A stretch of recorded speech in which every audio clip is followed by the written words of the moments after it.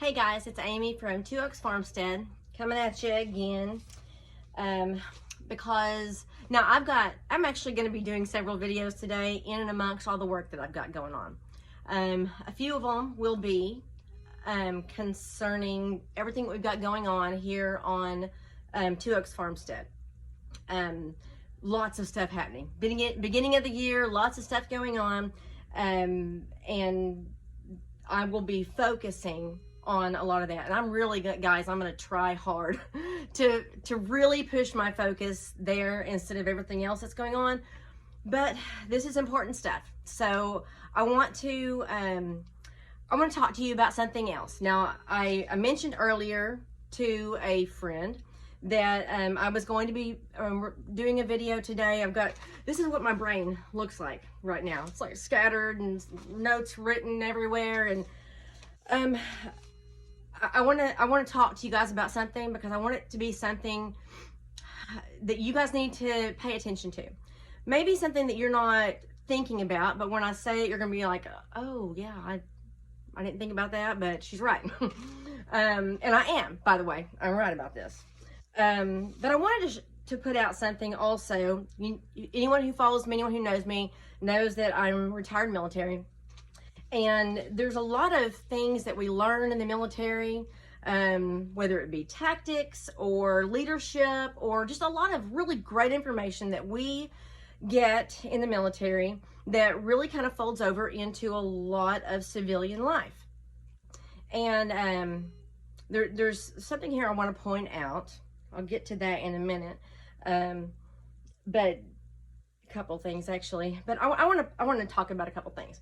Right now, what's going on is big tech has obviously been teamed up with the Democrats, with mainstream media, and we have our own feelings about what happened in the presidential election, and I've put that out there. I'm not shy about it. I know what I feel. I know what I've seen. I've known what other citizens across this country personally witnessed, and I don't just push that off. I mean, they saw it. It would be like, having an eyewitness to a crime, and then people saying, well, you can't believe that person because I'm telling you it didn't happen. Well, none of that makes sense. If you are a critical thinker, if you have the ability to use your brain as more than a hat rest, then you should be able to take emotion out of it and look back actually at what is going on. Actually look at the events, the things that are taking place. And I want to point out a few things. This morning I was listening to the news, which I take with a grain of salt. I'm really careful about that, guys. I look up stuff. I research. Whatever I can to try and get corroboration on things, which of course is more than the media does these days. But this morning we heard that the Walk Away campaign, which I'm sure everybody's heard about these past few years, they weren't just taken down. Walk Away wasn't just taken down off social media. It was deleted, and every single person who works for that organization, who has had ties to that organization, everybody is off of social media. They took them down. They just gone. You're done. Now, as a capitalist, I'm a big believer that businesses can make decisions for their business, and then of course they have to suffer the consequences of said decisions. Okay, but we have to make sure that they do suffer those consequences. But having said that, I want you to think about what that actually means. It's not just censoring, guys. Censoring is wrong in any way. I have a lot of friends that they believe differently than me. And that's fine. They have that right. This is America, or at least it used to be. But I respect their right to have their opinion, even though it differs from mine. I wouldn't ever be the person that says, you can't think that. Although that's what people are telling me. That's what that side is telling me and my side. Y'all aren't allowed to think that. And you aren't allowed to say it. And you aren't allowed to put it out there to anybody because you're dangerous. I'm dangerous because my feeling, my opinion, my view is different from theirs. That makes me dangerous. Well, think about that one. What do you really believe is actually dangerous there? What I believe they see as danger is the fact that my side is stronger. My side is bigger. Yes, you guys were able to cheat and win, but we'll just go ahead and push that aside. We'll push that aside for right now. They are afraid not of the specific words that we say, but they are afraid that those words are going to get out to everybody and everybody's going to be waking up, which, by the way, that's what Walkaway did, right? People were waking up to what the Democrats as a whole over the years have done and what they've not done. People were waking up to it. Walkaway put that in the forefront of people's minds. Now they're gone. They're deleted. They're banned. So if you have a different opinion, you're going to be banned. Okay, but a different opinion from who, right? Some elected officials, obviously, Democrats that are currently in office, but who's actually really, truly doing this? Now, you got idiots in Congress like AOC, moron that she is, calling for Cruz and Hawley to resign. Y'all need to get out of here because you followed a legal, constitutional step in the process of certifying the electors. They didn't, run in with guns to everyone's heads and say, you're going to listen to this. No, they followed what the Constitution says is the process. And AOC says, for that, you need to resign. Doesn't matter that your people elected you, right? That doesn't matter to them. That doesn't matter to Democrats. But let's talk about who is actually doing this. Who banned Donald Trump? Who banned Walkaway and all that? It's the social media conglomerates. Jack Dorsey, we're looking at Twitter, Facebook, and now there's kind of a whole list I saw earlier. YouTube and Shopify and all of that. So it's basically a list of who not to associate with, right? Because they are telling us that you people out here, all of the people in America, you're not allowed to hear this stuff. Not only am I not allowed to speak, but y'all aren't allowed to hear it. And it's coming to all of us. Okay, it's starting up here, with the big names and the big organizations, but it's filtering down, folks.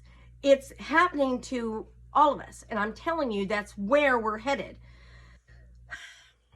Devin Nunes had a really great point on his article on Spiked Online. I was looking at it this morning, and he's talking about the fact that people who were not elected, okay, the heads, the oligarchs, heads of Twitter and Facebook and all that, they weren't elected to anything, that no one has chosen them for anything, but they all by themselves are deciding who you can hear from. They are deciding what speech you can hear, what viewpoints that you can hear. They are, now get this part, okay? Think about this. They are shutting down communication. Now, I want to stop right there and point this thing out. This is such an important point, guys. Y'all have to listen to this. If you're going to attack your enemy, and I'm using this in broad terms, obviously, call it an analogy. if you are going to attack your enemy in whatever way, the smart thing to do before you strike is to shut down communication, because you don't want them, you hit here, you don't want them to be able to, communicate with the people over there and say, hey, this is what's going on, get ready, come help us, or stand ready. So they are shutting down communication. So what would be the point of them shutting down communication? And only to conservatives, okay? They are shutting down conservative speech, which of course has been going on for a long time. What have we been seeing in the colleges, right? Shutting it down. You say anything at all that seems to be maybe conservative and you are shut down. No conservative speakers. We're not going to even let you talk on our campus.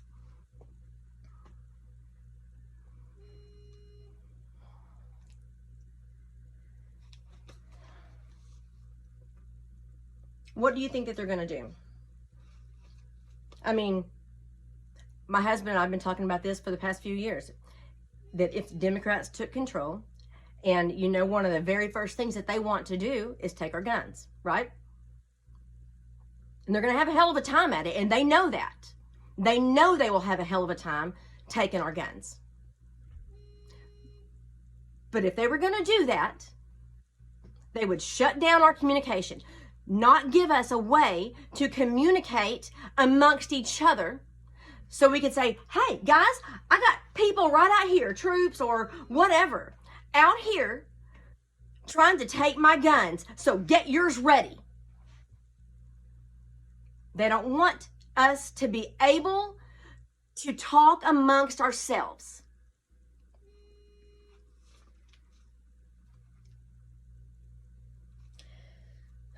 We are kowtowing to a small group of people, I've said this before, with really loud mouths. And I'm going to give you another analogy that will hit home to anyone who is a parent, or anyone who has seen a crappy parent out at Walmart or whatever.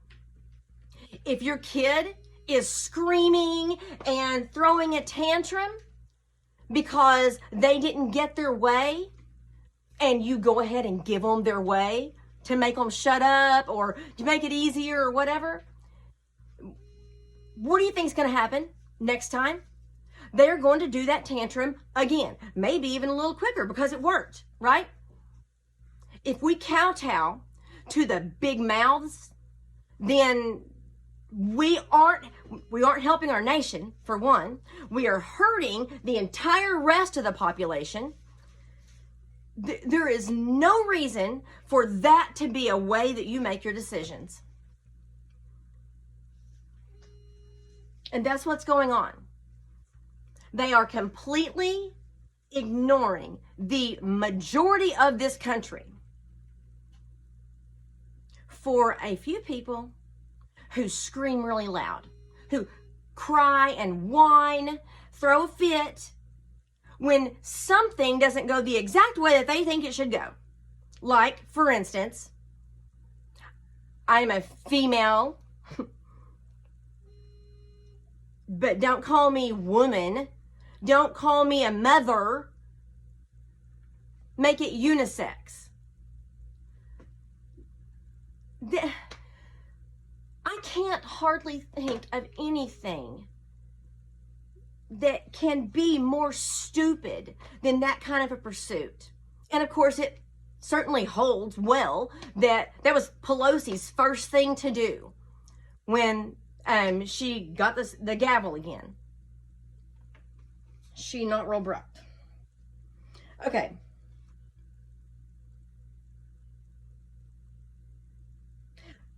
Another thing, those of you who don't really follow closely, who, maybe get a snippet here and there on social media, or you get a little bit here and there from mainstream media,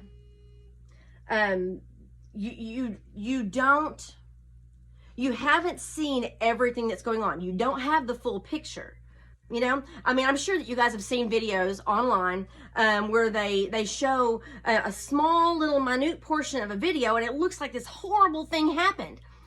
But then when you're allowed to see the entire thing, it completely changes your outlook because there's more information. You have more information with which to make a decision, a good judgment, right? That's what they're doing. They're giving you this tiny little piece, if they give you anything at all, giving you this tiny little piece of information about a news story and not telling you the whole thing so that they can sway you to whatever they want you to believe, whatever they want you to think. For instance, prior to the November elections, there was information out there. I'm talking, there was first person testimony, there was video, there was pictures, all concerning the Hunter Biden story.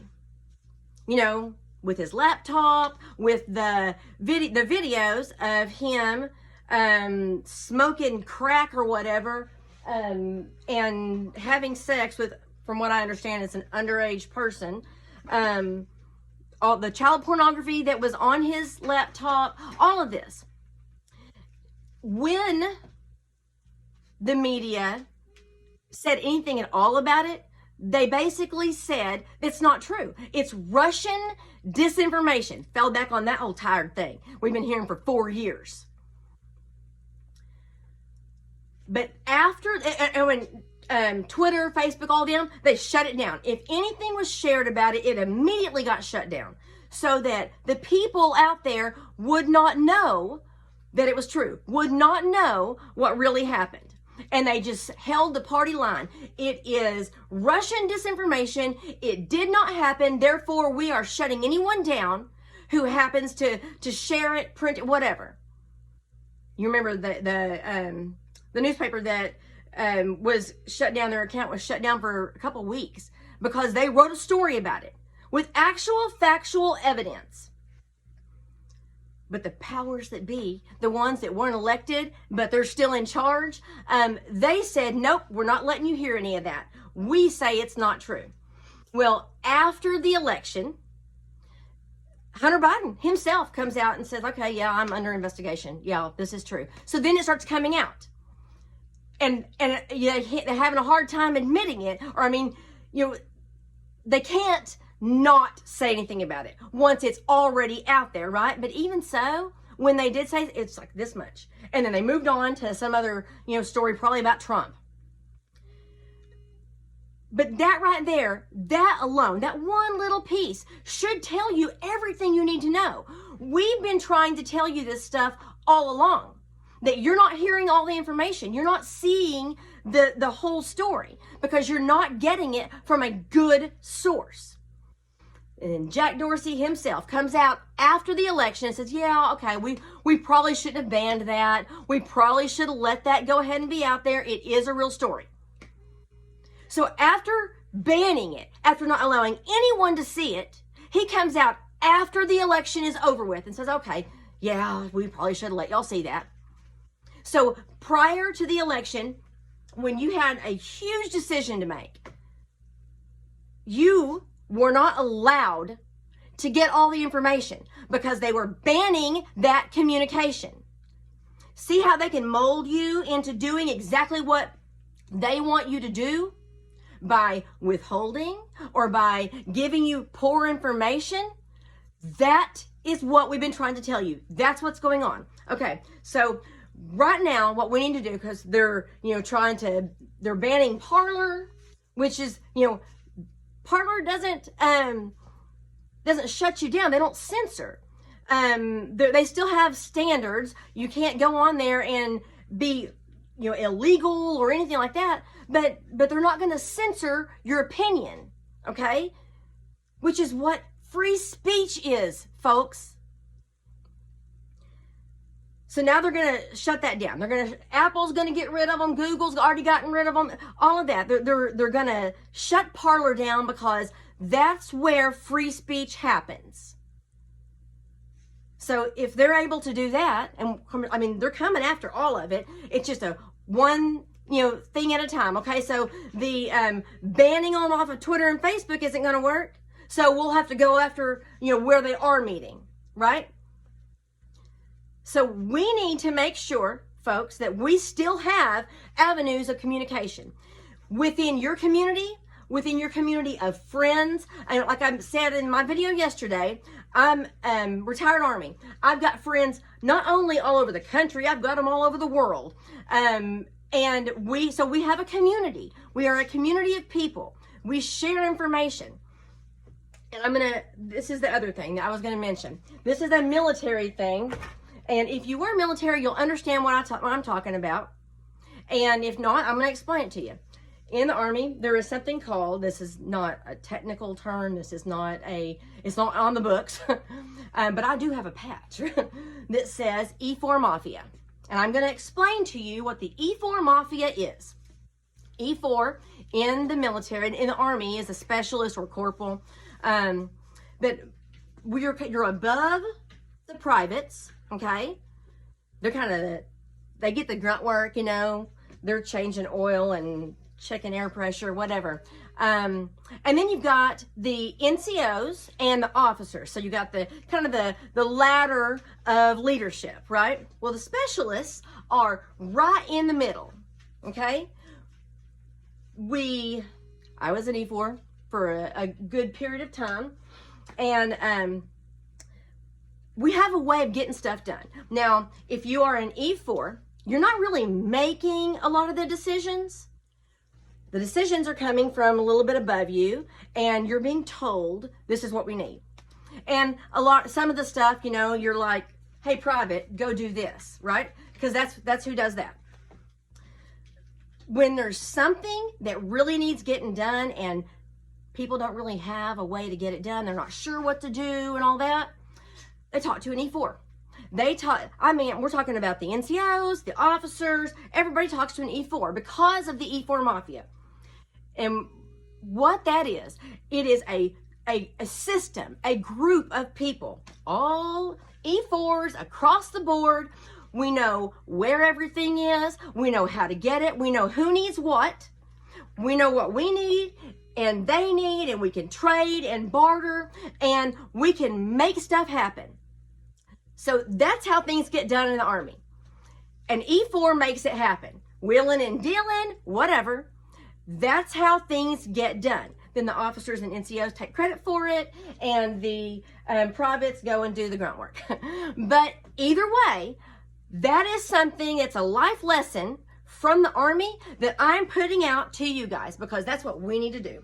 We need to have our own little E4 Mafia. I'm not talking about mafia tactics like, Chicago or whatever, but I'm talking about banding together in whatever way we have to. Keeping communication going, knowing what you need, what I need, what they need, and making sure that we can help each other get through this. That's what we need. We need a system, a group effort of assisting each other, being alert, being on guard, putting together whatever communication system that we need to have to make sure that we're all on the same page, because they do not want us all on the same page. That's what I want you to be aware of. I want you to be aware of one of the most important things that's going to happen if they come after us. And I'm not even just talking physically, guys. Don't get up there and say, oh, she's talking about they're going to come and, shoot us. I'm talking about in whatever way they decide to come after us, they're going to have to shut communications down first. And what are they doing? They're shutting down communications. Y'all holler at me. Y'all share this to all of your community. Share this as best you can. Let's get together, folks. Let's get together. Let's build these communities up. Let's make sure that we can help each other.